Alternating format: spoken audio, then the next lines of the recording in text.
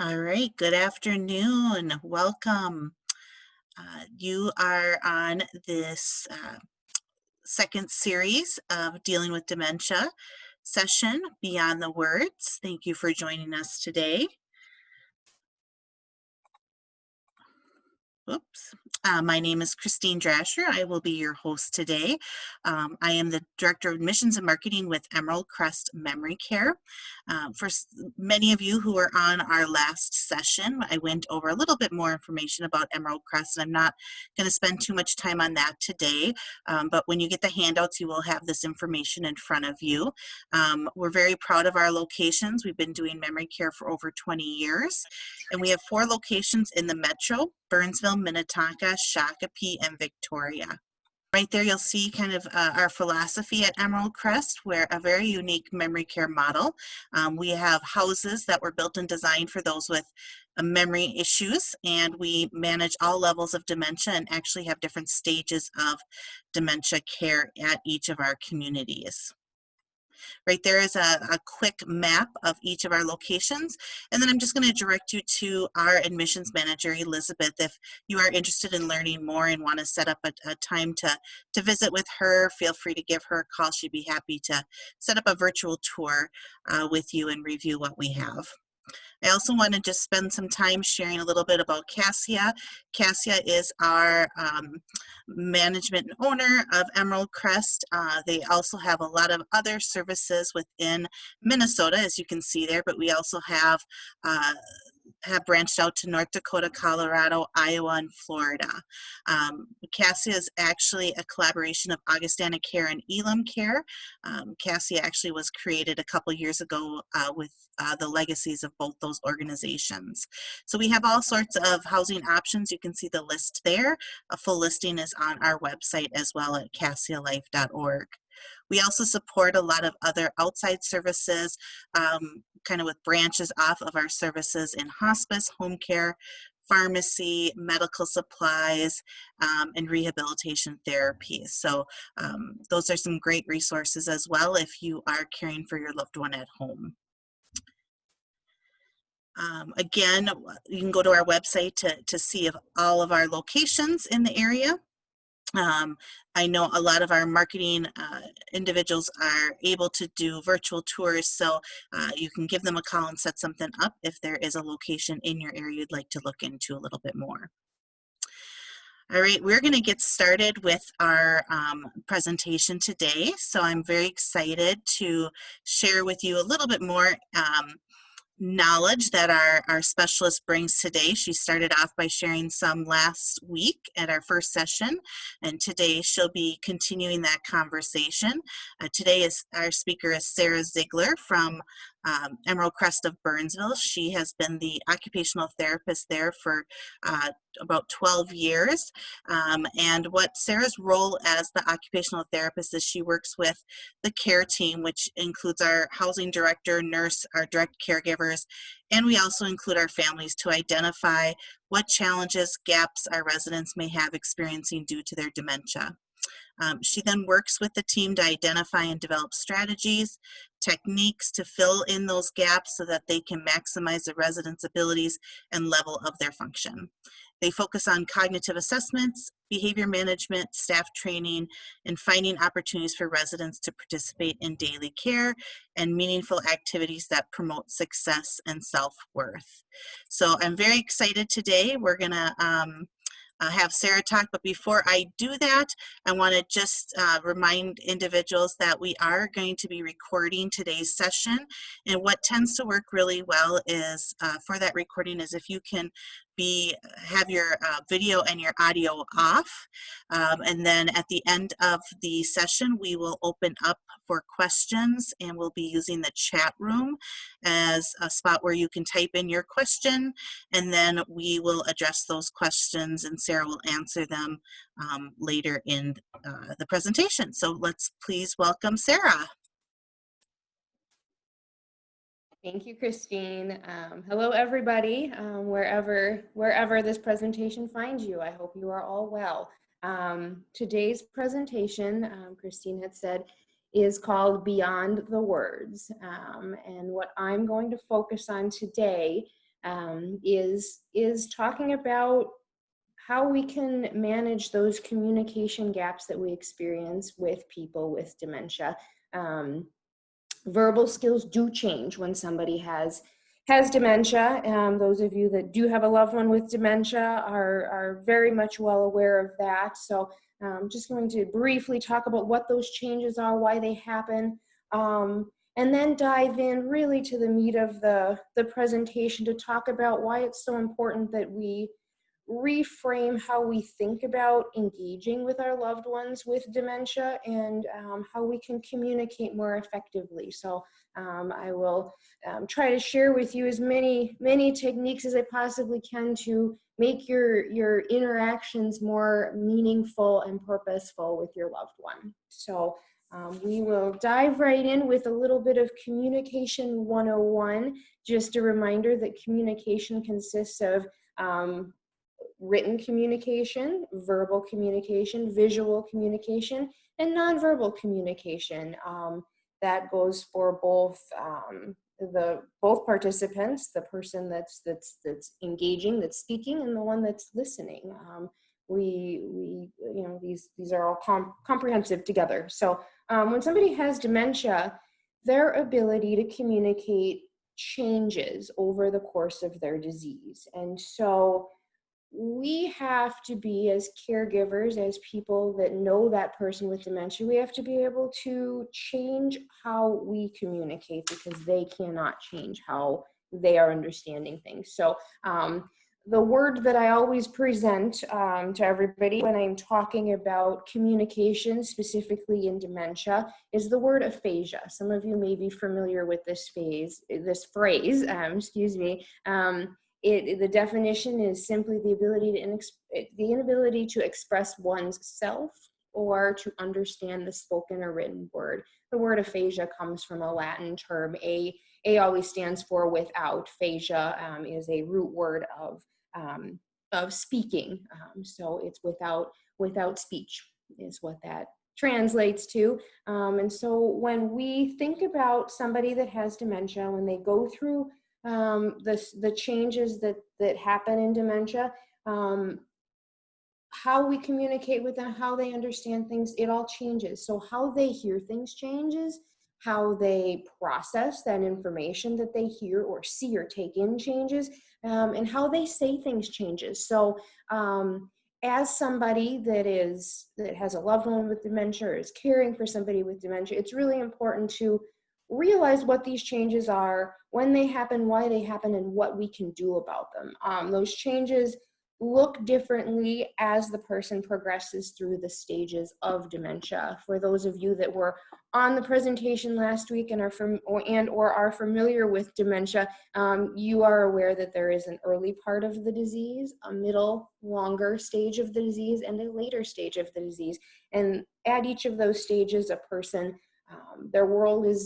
they understand their world differently, they participate differently in things, and communication is one of those big changes that they experience. So when we're looking at all of these stages, we think about the level of damage that person has experienced in their brain. When somebody has dementia, they progressively lose brain cells and brain tissue in different areas of the brain, and that affects a whole host of things. Again, like we talked about on our presentation last week, our brain does so much for us. And with dementia, all of those skills that our brain helps us to do get chipped away. Communication is one of those, and that's what we'll focus on here. So what we'll look at in the next several slides is just an example of how things change. So you've got up on your screen a pretty rudimentary picture of a brain. And what you'll see on that brain there's some splotches on there, those little black globs. Those indicate areas of damage. So on our mock MRI here, those are areas of damage. As somebody goes through the stages of dementia, those blotches will expand, and then we'll see that here. But when you think of somebody in the early stage of dementia and how they communicate, thinking back to our 4 types of communication, written, verbal, nonverbal, you will see with people in early stage dementia, their verbal skills are pretty good and they understand you quite well. They can participate in simple conversation. Even their written skills are intact. So they've pretty much got a good handle on all of those communication skills that we listed earlier. So when we think about somebody with dementia at each of these stages, what I'm going to do is give you a little bit of an example of what somebody at each stage might hear. So we'll listen to the same directive here of what somebody might hear at each stage.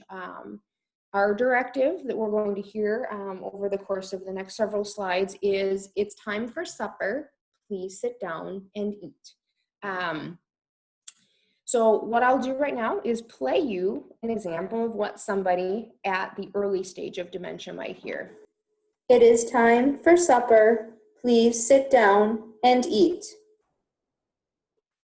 And you didn't have to listen very carefully because that was the exact directive that I had given you that's going to be our example here throughout. So like I had said, somebody in the early stages of dementia will typically hear in conversation or in direction exactly what you are saying to them. So somebody in the early stage is going to follow that direction, come to supper and sit down and eat.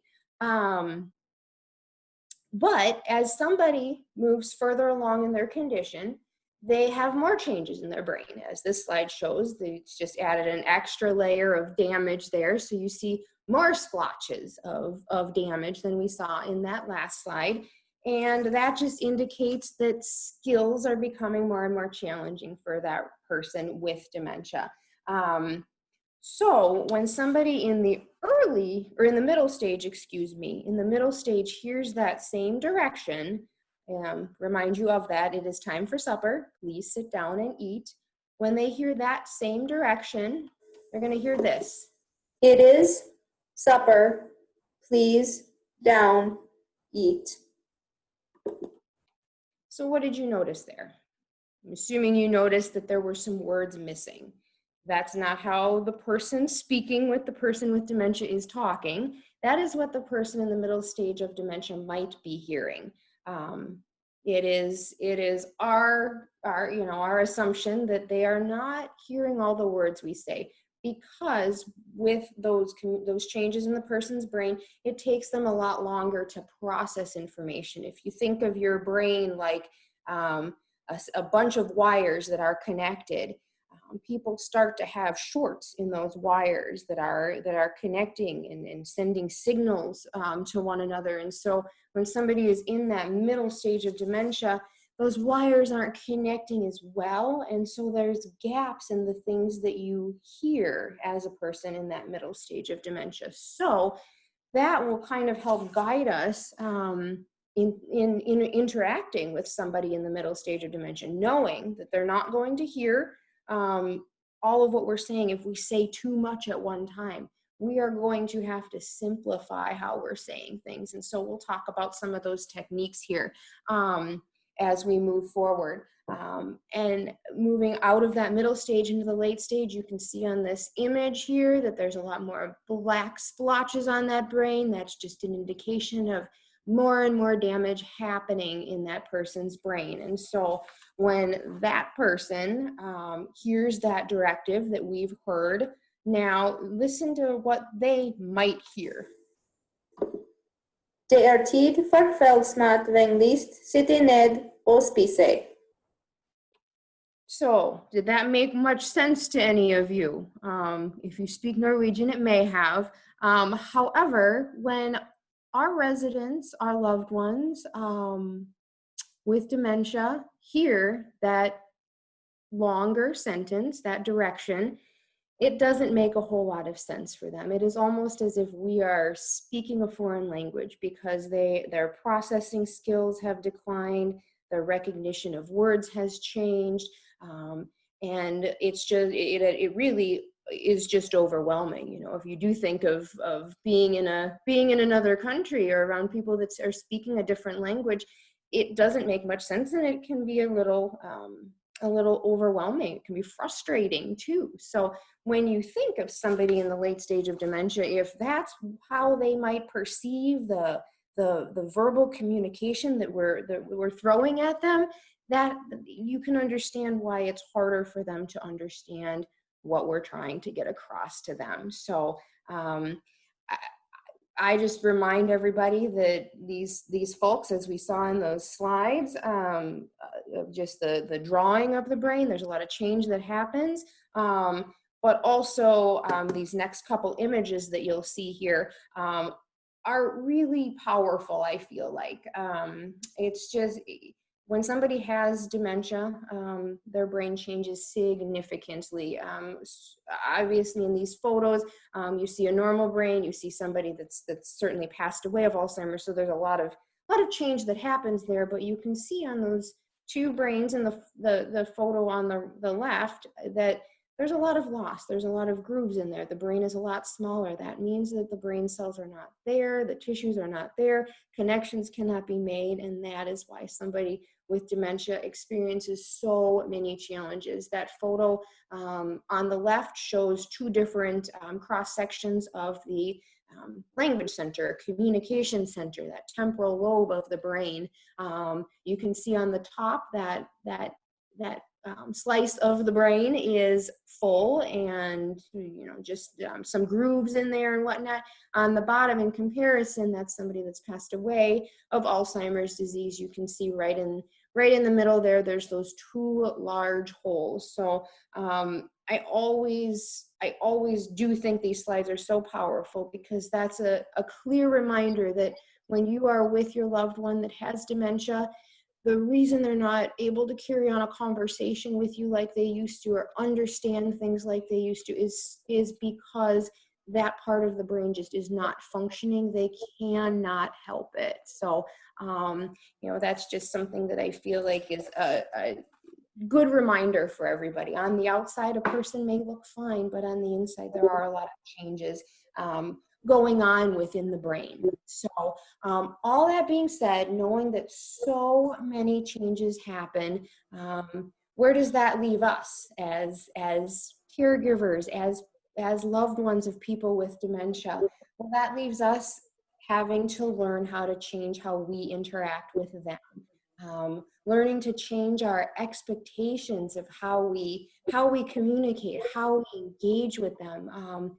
We know that the conversations of the past may not be able to happen anymore, but we can still be there. By being there with your loved one and kind of adapting to the changes they're having, the things that you can do is continue to be there and have simple conversations. So,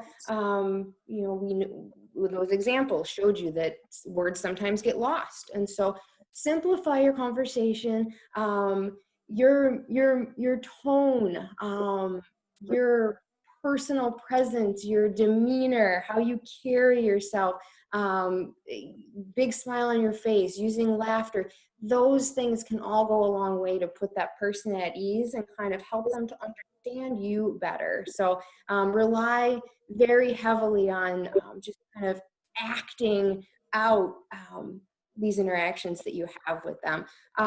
One of, I think, the biggest challenges that I have and that I see loved ones having when they're person with dementia changes in the way they communicate is they're not always able to understand what they're saying. The words don't always make sense.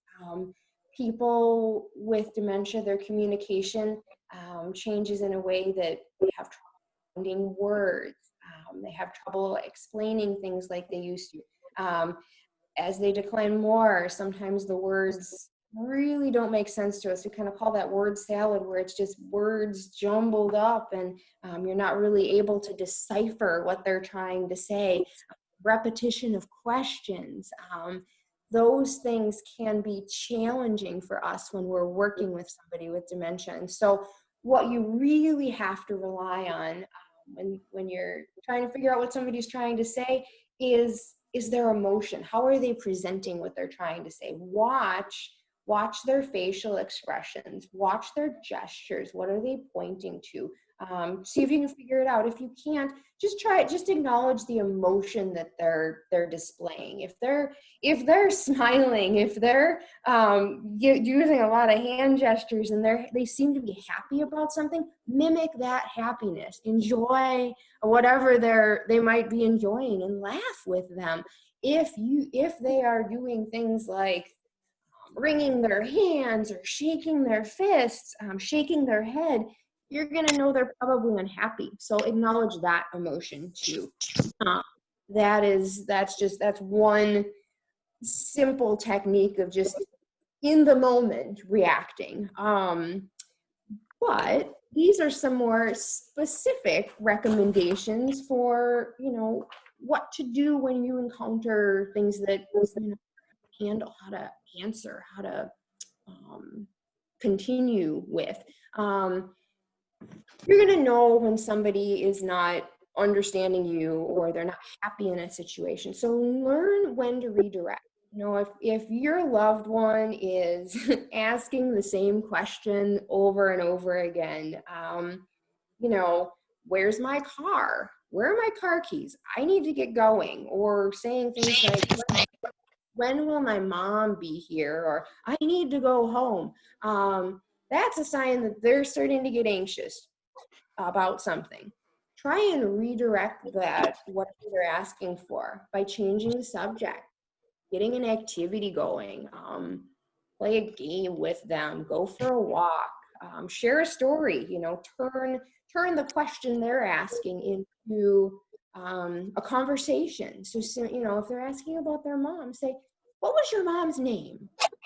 Where did your mom work outside the home? What'd she do? So keep it simple, but try to change it from I need to go, I need to find my mom, to reminiscing about that. I always say, have a snack, give somebody something to eat. That is enough to change somebody's attention span there. Said that already, going for a walk. Just try to redirect away from that conversation or that question that they're asking over and over again, or that thing they're saying over and over again.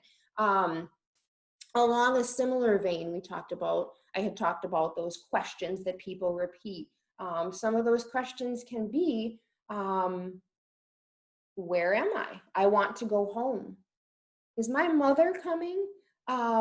Try to avoid answering those questions correctly if you know it's going to upset them.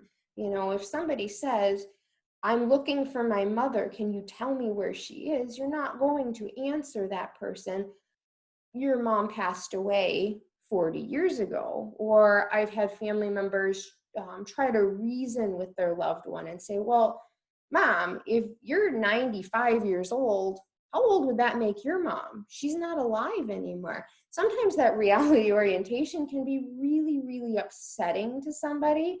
So try to avoid that. That can be pretty overwhelming for the person with dementia. Again, on a similar vein to that reality orientation, learning the art of that therapeutic fibbing, that not giving the precise answer to that person. Where's my mother? Don't tell her she's passed away. You know what? I haven't seen her. I think she went out for the afternoon. Because a lot of times with folks with dementia, they don't think they're as old as they are. And they think that their mom really is coming back, and that she is coming back to take care of them, to see them. So the therapeutic fibbing, I've heard all sorts of ways of defining this, is just providing an answer to somebody that provides comfort rather than distress. We want to acknowledge how they're feeling, but we also want to get into their world and try to understand what's going to make the most sense to them and what is going to bring them the most comfort. So, just some things to keep in mind. I'm going to talk about some strategies here, some things you can do to make your interactions with them easier. We talk a lot about in dementia care the beauty of simplification, and how helpful simplifying things in somebody's environment can be, simplifying how you help them with cares, how they are served at their meals, how they engage in activity. Making things easier is going to make things more enjoyable for that person. So in the realm of communication, how do we do that? How do we simplify how we interact with somebody, get our point across to somebody? What I'm going to kind of follow through with is that direction that we heard, what somebody might hear in the early, middle, and late stages. So our direction was, it is time for supper, please sit down and eat.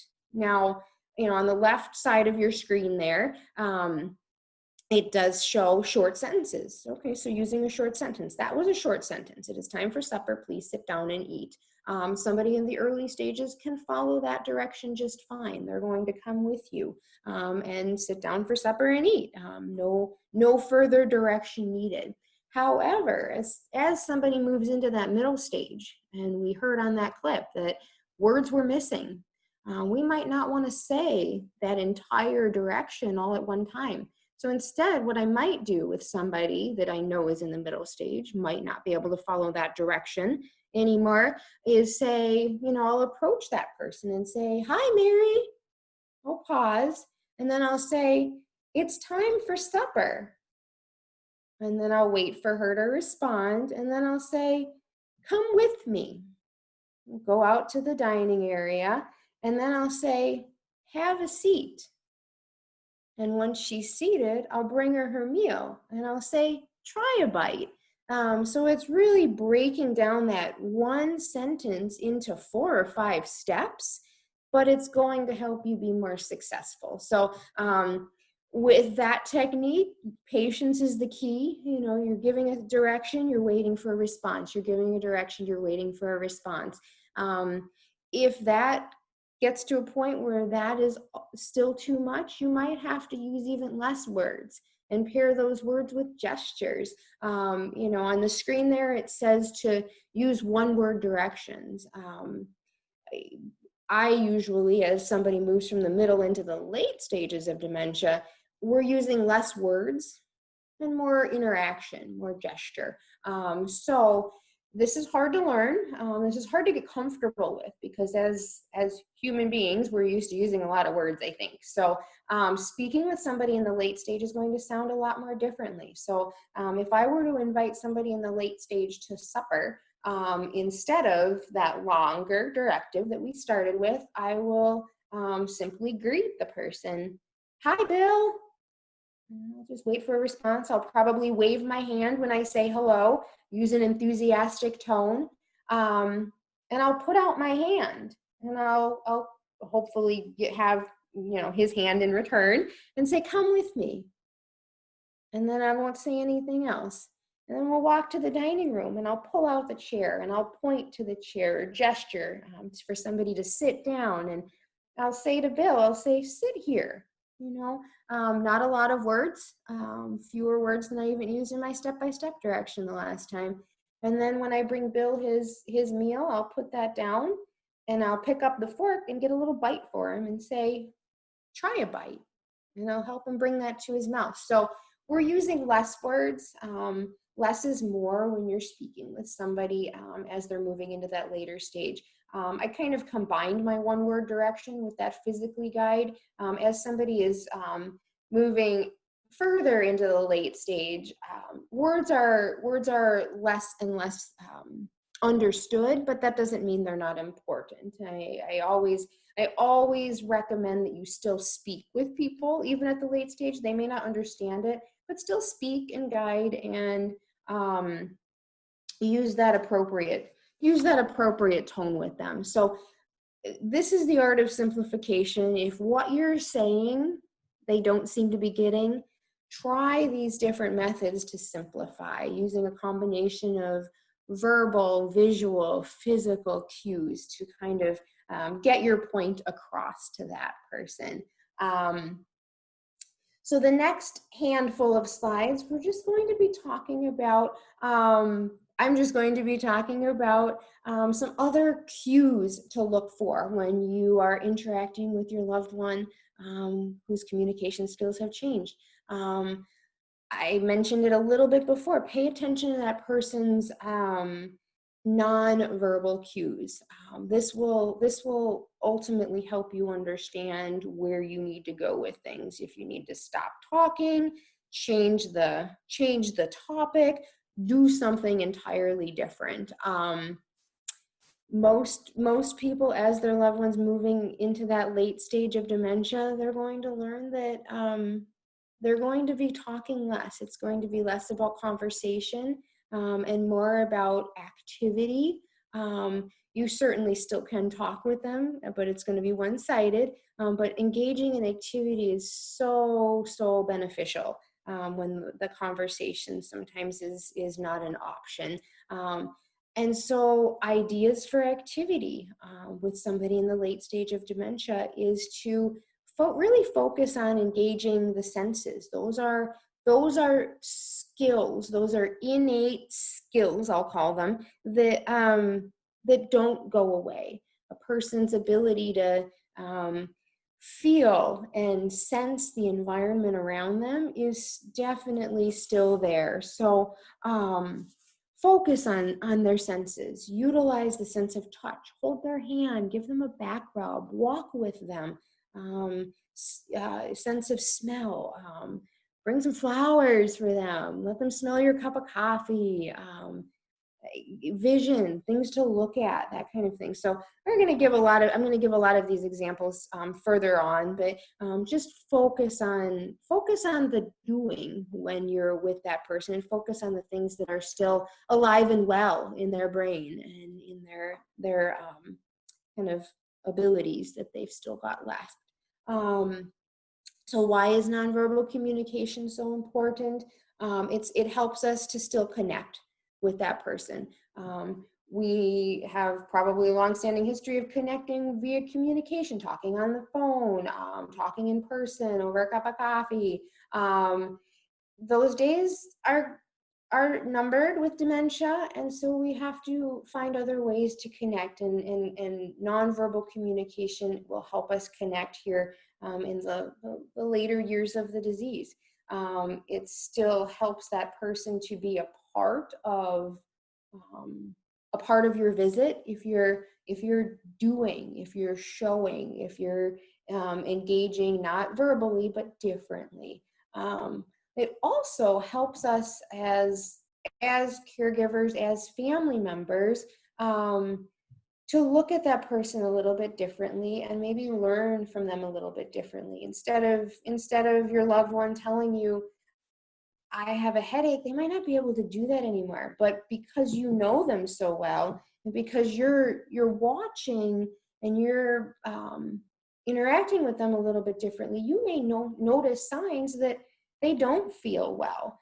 So you might be able to help figure out that they're not feeling well, and notice some of those physical or even cognitive changes that they might be experiencing. So that's so important to just listen with your eyes, pay attention to, to that person's demeanor, because they might not be able to say some of the things that they used to say or ask for when they're talking with you. Other aspects of nonverbal communication by us as caregivers, as family members, not understanding what a person does or does not understand anymore, this will help reduce or limit or be more aware of kind of their behavioral responses. A lot of times, because people with dementia don't understand things the way they used to, you might see resistance, verbal, physical resistance to care because they don't understand. So if you understand that they don't understand, you're going to approach them differently. So you might not get a negative reaction from them if you know that, oh, if I do this, this will upset him. Say you're helping somebody change their shoes. If you just immediately walk in and start pulling their shoe off, that might be overwhelming. That might be confusing to them. But if you go in there and you point to their feet, get their attention, point to their feet, show them that's what you're doing, or point to your own feet, or take your own shoe off. That can help them to understand, because it's a visual. It's not I'm going to help you change your shoes. It's, I'm going to show you what I'm going to do before I do it to you. It just helps kind of reframe how that person understands the world, and helps us to help them live with more dignity if we understand them a little bit better in what they're going through. So that leads us to, I've given some examples, but how do we move forward and communicate with our loved ones now that we know that these changes are happening? We know some techniques that might be helpful. What are some things that we can do? I talked about the senses still do remain. Their words are likely lost for conversation, but their senses still remain. So sense of vision. I a lot of times will remind staff that I work with and family members that it's very, very important for you to make eye contact with your loved ones. What they see really helps them to understand the world around them. It's also important to know that somebody with dementia, their visual perceptual skills do change over the course of the disease as well. And so it is very important to make eye contact with them, to face them from the front. So approach the person from the front. If they're sitting down, crouch down to get at their level, or sit down directly across from them so that they can see you. That eye contact is huge, so that they know that you're there to visit them, you're speaking to them, you're trying to get their attention. So utilize that. Your eye contact is so important, and that's also going to help you listen with your eyes a little bit better, to kind of see how they're responding. Sense of hearing. Our sense of hearing is such a gift, especially as somebody declines into the later stage of dementia. When a person with dementia hears music, or a familiar song, or hears a familiar prayer, they're often capable, and this is a skill that's still preserved, they're capable of recognizing that song or that music or that prayer and participating. We see this so often, even in the late stages of dementia, that people will remember every word to that song that they heard over and over on the radio in 1942 when they were in middle school. Those memories, there's a lot of memories, there's a lot of things that get lost in dementia. Those music memories stick. So music is so very useful in engaging somebody with dementia, as is prayer. I see it all the time with our church services, that those hymns and those prayers are almost ingrained in people. So utilize the familiar in those sorts of things. Other things, sense of touch. Oh my gosh, just giving your loved one the biggest hug, doing a massage, a hand massage, using lotion to do a hand massage, scratching their back, rubbing their back. I a lot of times just try to do stuff like that when I'm interacting and talking with somebody, because it puts people at ease. It brings them a sense of comfort. Scratch that back, rub their back, put your arm around their shoulders, wrap somebody up in a blanket, or simply just sit there and hold their hand. So much of what we find is beneficial is just providing comfort. And a lot of times that sense of touch can provide a heck of a lot of comfort to people. I talked about utilizing the sense of smell. A lot of times people's sense of smell is intact too. That is something else that dementia doesn't rob early on or even later in the course of the disease. So familiar scents, a familiar perfume, residents a lot of times love that, or bringing, like I said, bringing in fresh flowers. Utilizing essential oils can be helpful, not for the sense of smell that triggers memory, but sometimes those fragrances can trigger different emotions. Lavender can be calming. Peppermint oils, citrus oils can be alerting or energizing. And so you feel free to experiment with those kind of things, but we usually try to focus on familiar smells. One of the things we like to do at Emerald Crest with our residents is bake some things as part of our group activities, because the residents can smell that baking in the oven. That's why we have our kitchens in each of the houses, and we cook our meals there, because there's that sense of smell that brings a different kind of comfort. Sense of movement. Utilize what physical capabilities that person has left. If they are able, go for a walk with them. You can walk hand in hand, walk side by side, push somebody in a wheelchair, but that sense of movement can be very calming and engaging in that kind of way. Dancing. Some folks might not be able to get up and dance like they used to. It might be a slower version of that, but again, utilizing that sense of music is so important to keep people moving and just do something that they might have used to enjoy. And then sense of taste isn't on here, but I always like to mention sense of taste, because folks with dementia, they can usually find a lot of pleasure in their meals still, pleasure in eating some of those things that they used to like. So bring in a snack, bring in a baked good, bring something that they used to enjoy. Share that treat or that meal with them. That's meaningful, I think, on both parts. We've spent so much time with our loved ones sharing meals together over the years that's something they can still find pleasure in and enjoyment in. I will make a plug for sweets, because when somebody has dementia, they do start to lose that sense of taste. But sweet is the one that hangs on the longest. So forget healthy or not healthy, just bring something that you know that they'll enjoy. So sense of taste is what I'll end with, kind of with that interaction bit, how you can be with your loved one and do things with them that still are comforting and make sense to them.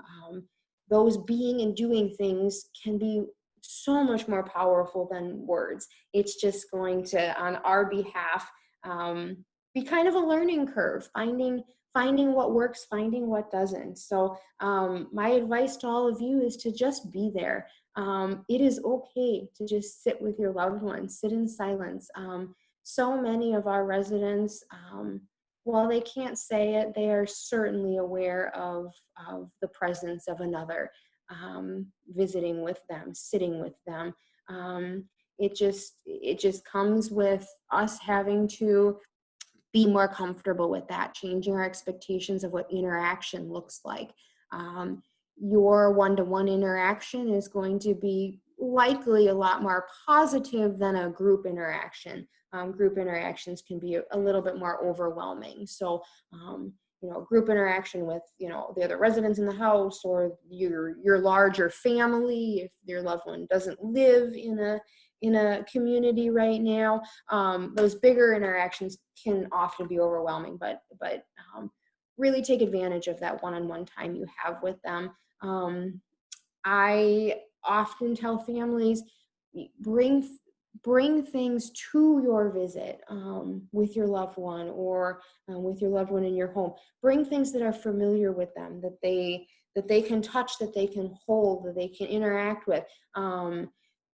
Old photo albums, things that were important to them, a medal that they received when they were in high school, an old report card that might trigger those memories. I have a family member who, because they're not able to visit right now out of state because of the pandemic, they do virtual visits with their mom, and she she knows that her mom's in the late stage and the conversation doesn't happen. Usually it's just her and I for a little bit. And then she says, Mom, I've got some things to show you. And she shows her mom pictures. She holds up pictures of her mom when she was a little girl, of her mom with her husband, with her siblings, with her parents. And gosh, this resident doesn't say much, but you can see in her face, she lights up when she sees that picture of herself as a little girl. She starts giggling and pointing at the pictures. So again, those objects, those things from the past are going to trigger an interaction and make it more positive for you and your loved one. When you are trying some of these things, if you haven't tried these things before, just watch closely to how they respond. The example of the resident's daughter showing the photos, she learned over time which pictures her mom responded to and which she really didn't. So she shows the pictures she responds to more frequently. So just be open to trying new things and watch to see how that person responds. And when you find what works, it's okay to do it over and over again. The sad reality of dementia is that people are forgetful and they don't remember what they did the last time you visited or the last time you tried something. And so it's new to them.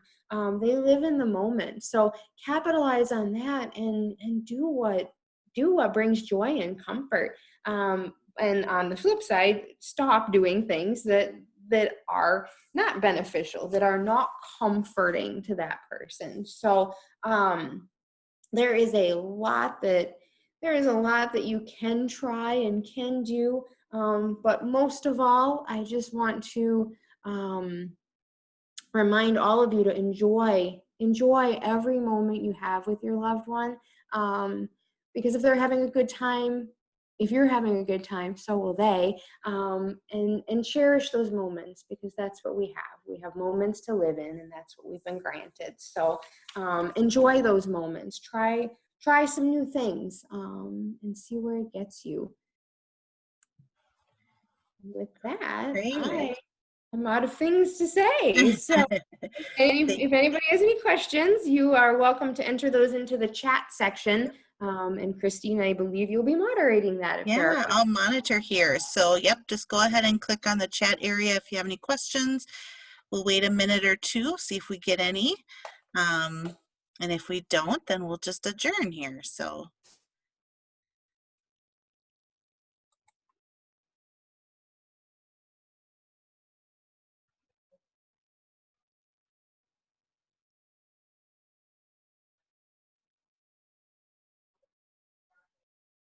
All right, well, it doesn't look like we have any questions. Oh, I guess we do. Here comes one. All right. So one of these questions, and I know I get this a lot of times too, and I'll be interested to hear how you respond, but do the stages last an even amount of time? That is a really good question, and that is also, like you said, Christine, one that I hear a lot, and looks like that's Rochelle.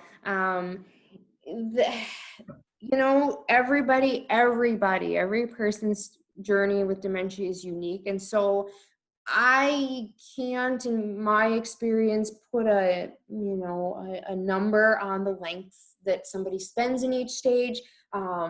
Usually that early stage of dementia can last quite some time and be present before we even know that a person has dementia.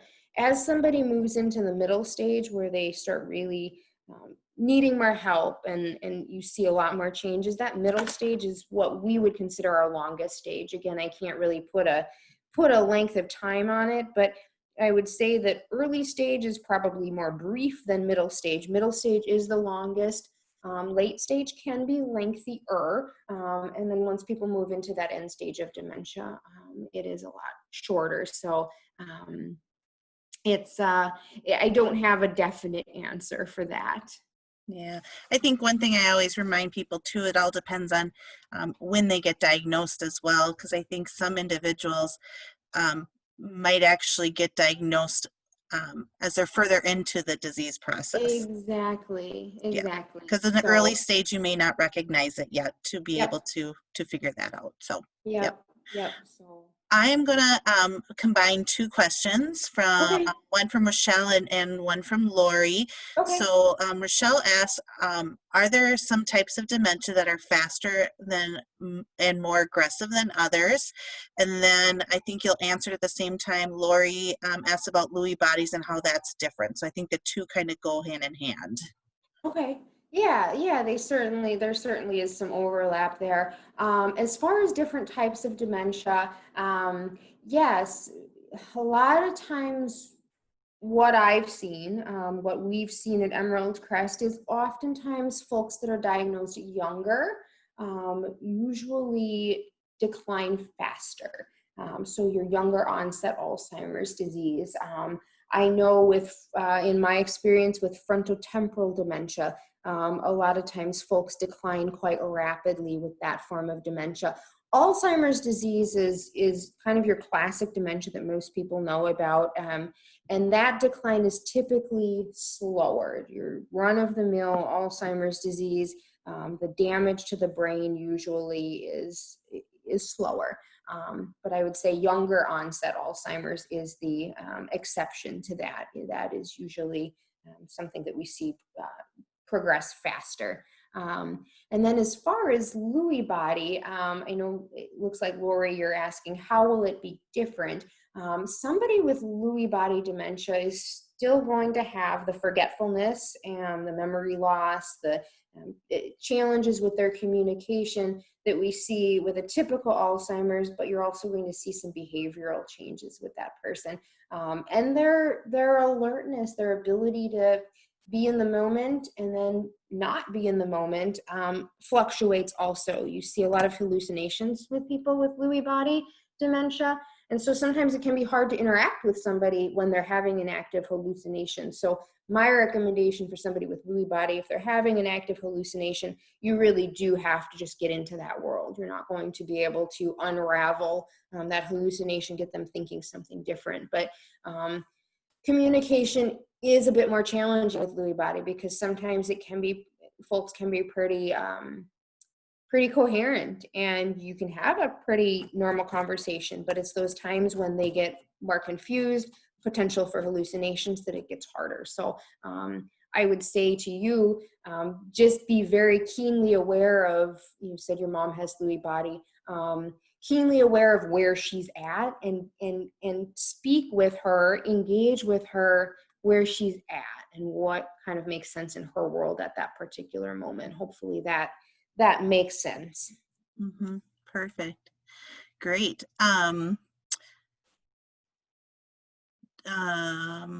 Let's see. Do we tell them they are now well? Is what Lori also asked. Or Oh, not not well. Not well. I'm okay. sorry.